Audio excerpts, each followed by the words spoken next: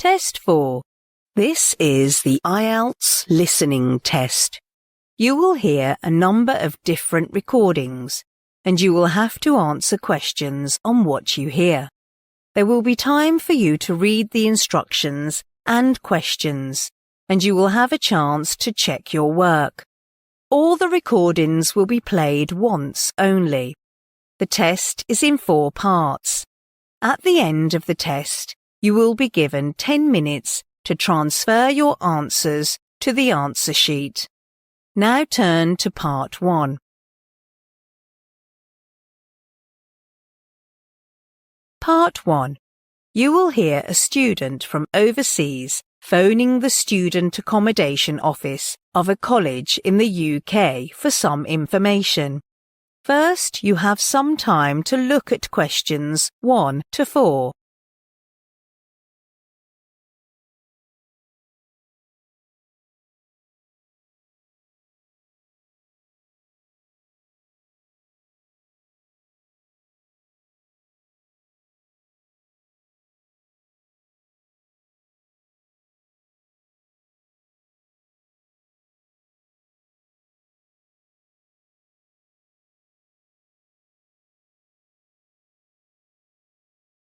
Now listen carefully and answer questions 1 to 4.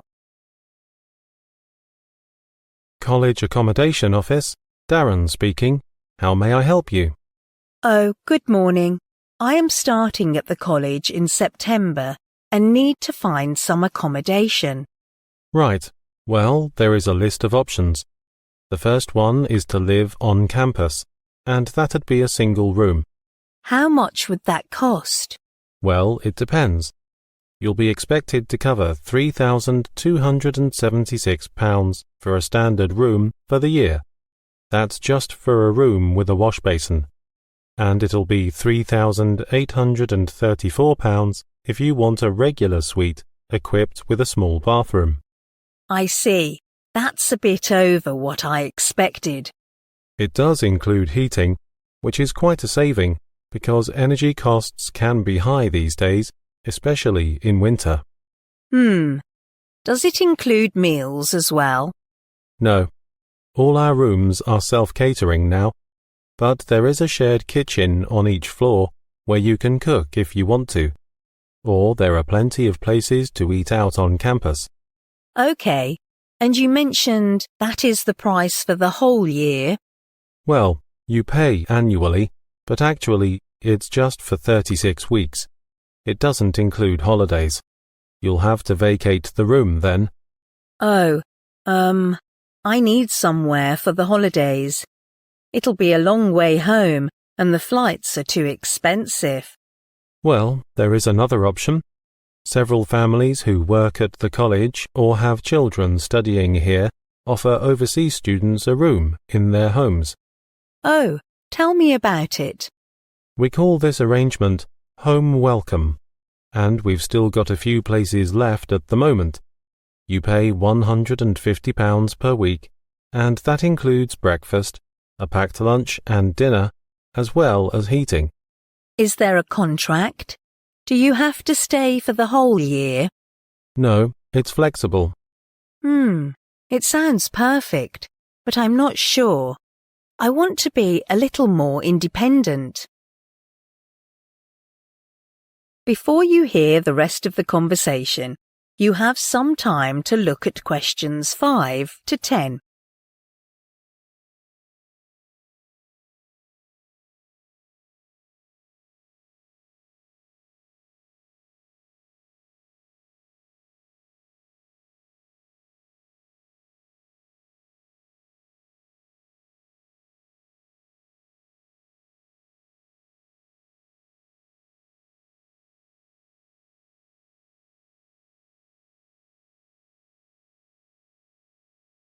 Now listen and answer questions 5 to 10.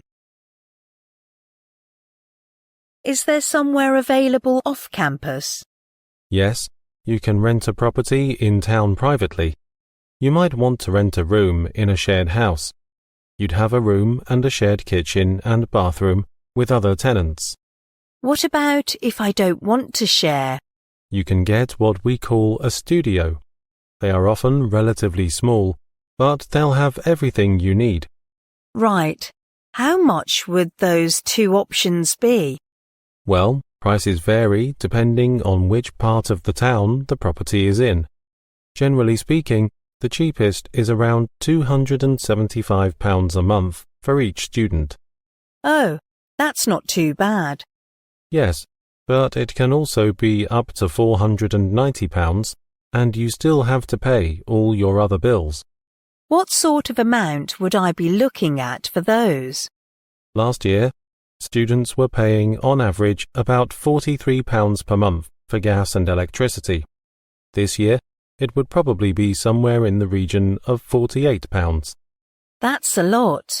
Yes, they've gone up quite a bit. And on top of that, you have to pay for water, which would probably be around £9. That didn't occur to me. And I guess I'd have to pay for transportation too. That's right. Most of these properties are quite a long way from the college. Oh, it just gets worse and worse. What's the minimum contract for this type of accommodation? 6 months, and you have to pay a deposit up front. But of course, you can stay there over the holidays. That's true. And you'd have to provide references. They want 2 from someone in this country. I see. That's not a problem. If you prefer this accommodation, we can't find the property for you. You'd have to contact the real estate agent who manages the property for the owner. Right, thanks. I'd like to see what's available privately. Could you give me the real estate agent details? That is the end of part 1. You now have half a minute to check your answers to part 1.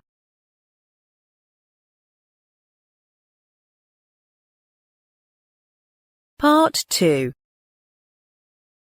You will hear a tour guide introducing a park in New Zealand to a group of visitors. First, you have some time to look at questions 11 to 16.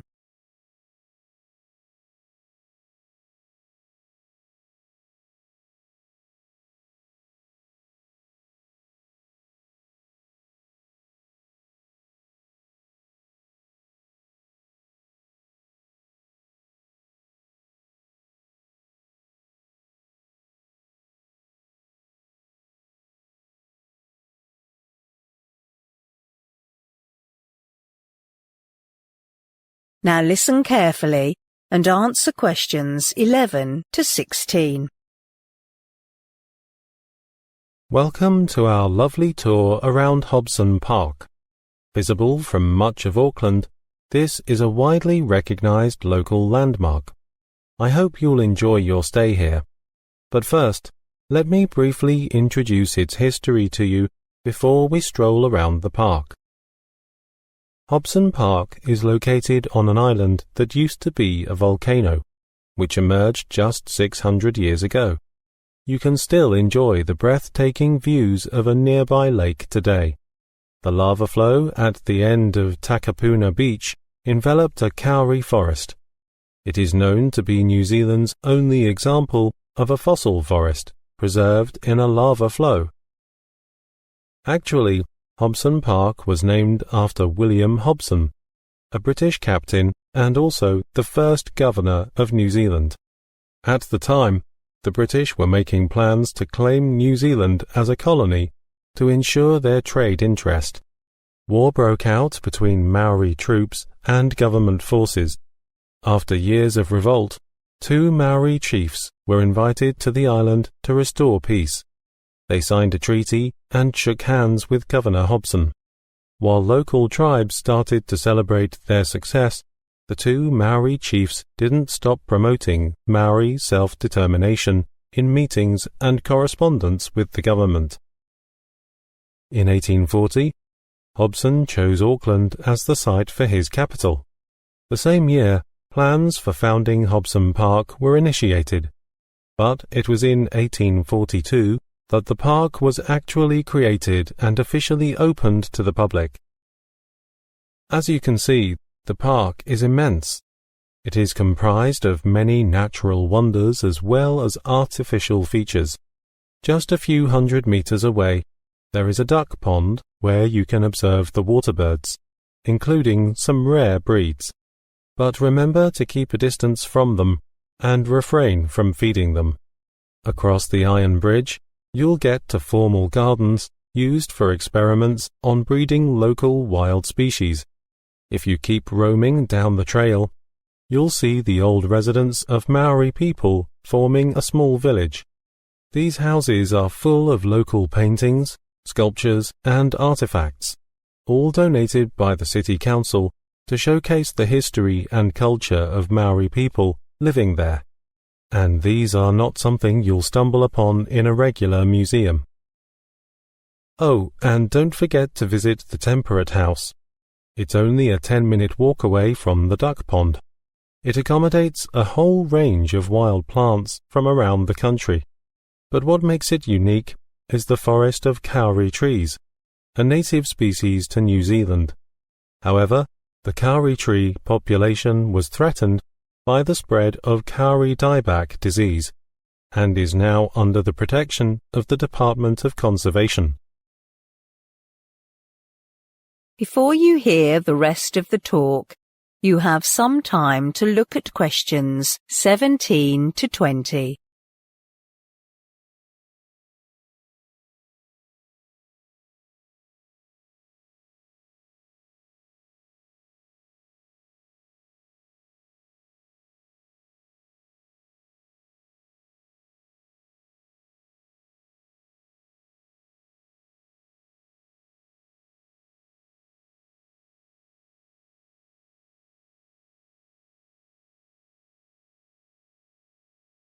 Now listen and answer questions 17 to 20. Let me point out the whereabouts of some other critical features in the park in case you need them. If you are a plant lover and want to take some local greenery home, you may wish to visit the plant nursery, where you can choose from an extensive collection of plants, from succulents to some rare local species. It's right next to the museum on the same side of the road. There is a pine tree hill with tracks for hikers of all abilities. The whole trip takes about half an hour. There is a steep climb in places. Tread carefully and stick to the formal tracks. You'll be rewarded with great views. If you leave your car in the car park, you can see it just across the road towards George Street entry. Or, if you are an experienced hiker and want some challenge, you can choose Eagle Mountain. It offers fantastic hiking routes. It's also an ideal spot for birdwatching, with many wild species unique to New Zealand. We are right here, at the Wellington entrance. Then take the first right, and you'll see Eagle Mountain immediately to your right. If you're hungry and want to take a quick bite, there is a nearby food kiosk providing snacks and beverages.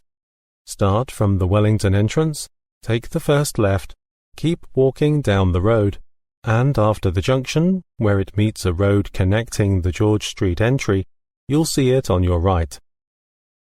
And lastly, there is a conservation area protecting kauri trees just by the Winter Garden. Unfortunately, it's currently out of bounds to the public. Okay, now, if you have anything else to ask, I'm here to help. That is the end of part 2. You now have half a minute to check your answers to part 2.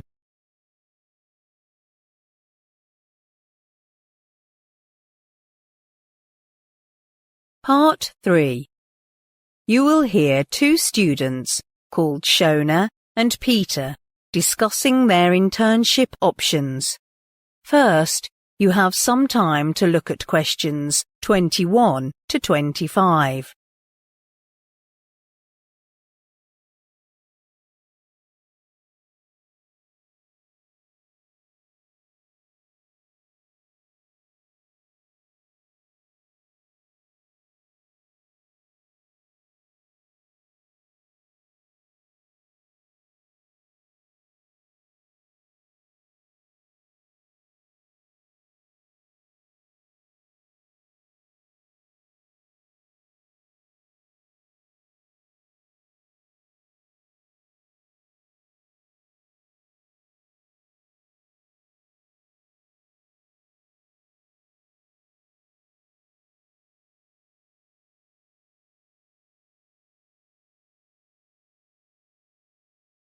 Now listen carefully and answer questions 21 to 25. Hi, Shona. Hi, Peter. Have you made up your mind about which internship program to apply for? Yes, pretty much. I'm entirely at a loss. I mean, there are so many good ones. Can you give me some tips? Sure. What is your top priority when weighing up these programs? Well, I guess I'd go for ones that can help me with the skill set I lack for my future career. I still need a lot of practical training in dealing with statistics. But keep in mind that you don't want to set your goal too grand, like drawing up a business plan. You might end up nowhere. I see. So I want to learn how to organize ideas and present them. Good. Now you've nailed step 1.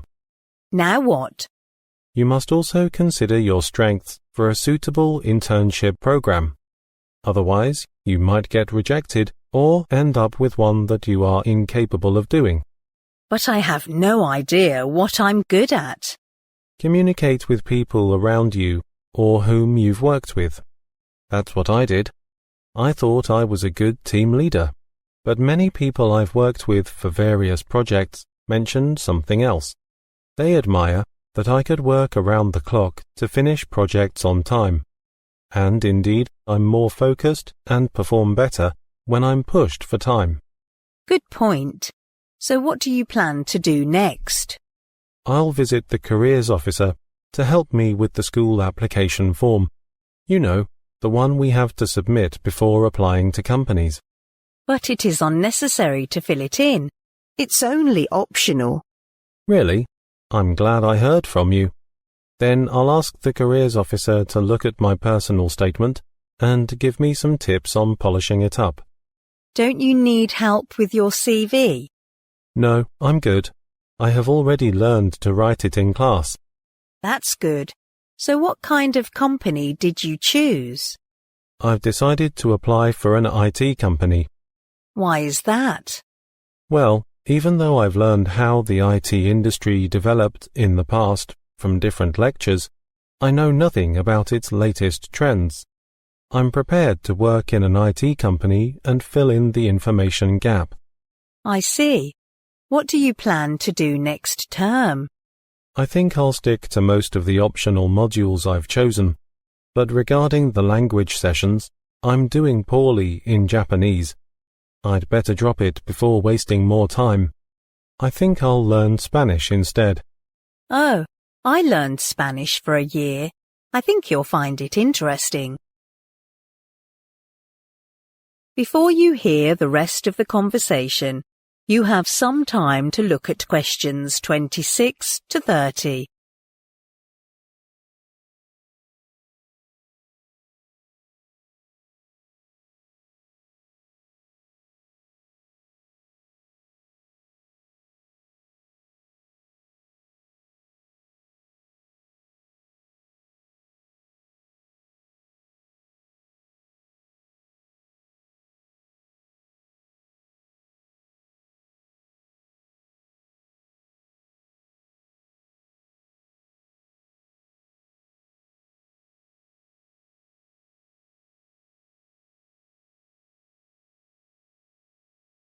Now listen and answer questions 26 to 30.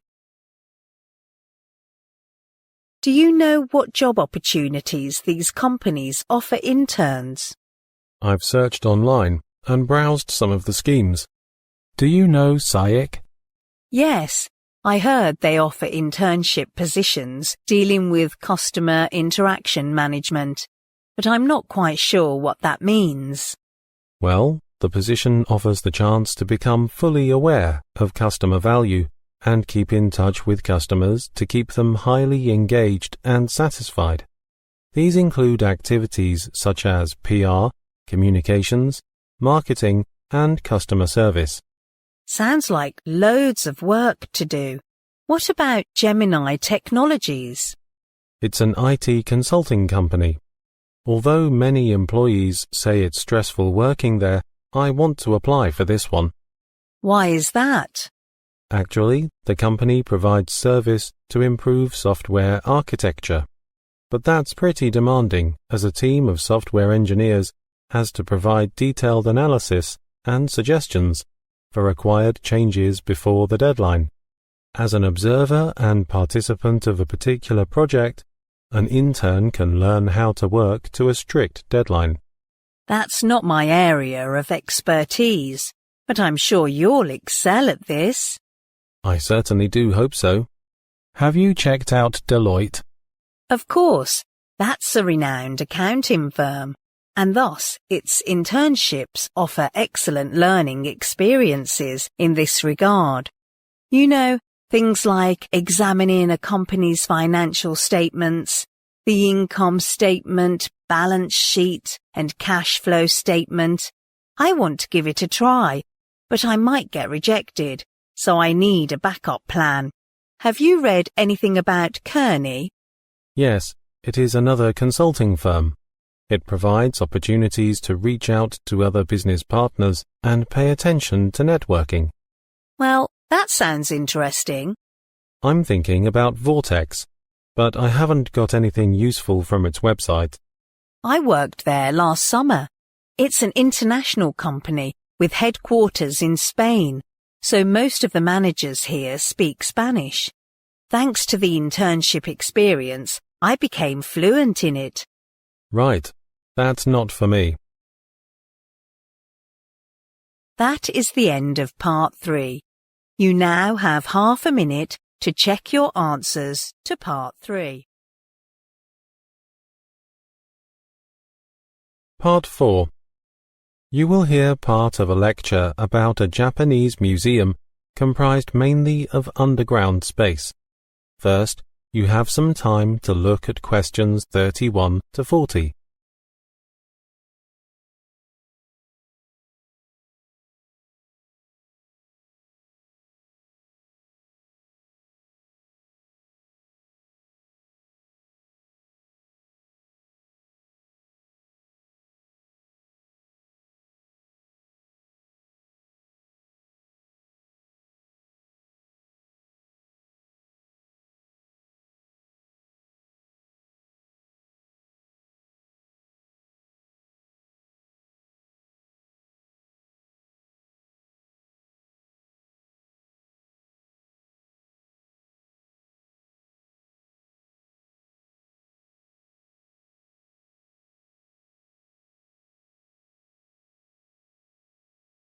Now listen carefully and answer questions 31 to 40. For the last few sessions, we've been looking at the different architecture for both their utilitarian purposes and aesthetic features as well. In today's lecture, I want to continue this series by first introducing to you a unique underground museum in Japan, and then we'll discuss the pros and cons of underground architecture. Now, this museum was built in 1996, and around 80% of the museum is buried underground to preserve the lush natural beauty. It houses an impressive collection of artworks. The exhibits consist of works from ancient civilizations, including the Egyptians, Romans, and various Asian cultures, with the pieces mainly coming from the founder's private collection. But perhaps the most intriguing aspect of the museum is the design of its structures and how they are integrated into their natural surroundings. The museum is humbly embedded in mountains, close to a subway station connecting the nearest metropolis in about an hour. The design was inspired by an ancient Chinese story titled Peach Blossom Valley. The architect read it when he was a schoolboy. It is about a fisherman who loses his way and his boat carries him upstream. He is drawn into a cave by the fragrant scent of a forest of blossoming peach trees. After travelling through a narrow road behind the cave, the man finds an idyllic village amid the splendid view. The museum has been conceived as a real-world version of this village. Visitors must pass through a tunnel first and then a cable bridge suspended over a gorge before arriving at the museum. The museum's details reflect the designer's innovative endeavour to break new ground. The architect changed the design numerous times to ensure the building was in harmony with the natural landscape. It becomes evident as tourists walk around the building as the detail is very fastidious and makes for a unique experience. Once visitors enter the museum, a sloping roof made of wide expanses of glass draws their attention right away. The web-like structure filtered the light through and scattered it across the surface, making visitors feel like being outside with a vibrant backdrop of seasonal colours.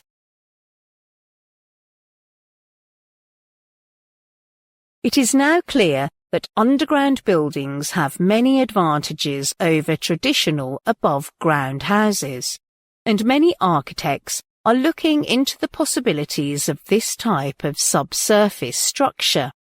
The most important advantage of these houses, especially in the current scenario of environmental degradation, is that they can better preserve indigenous flora and fauna.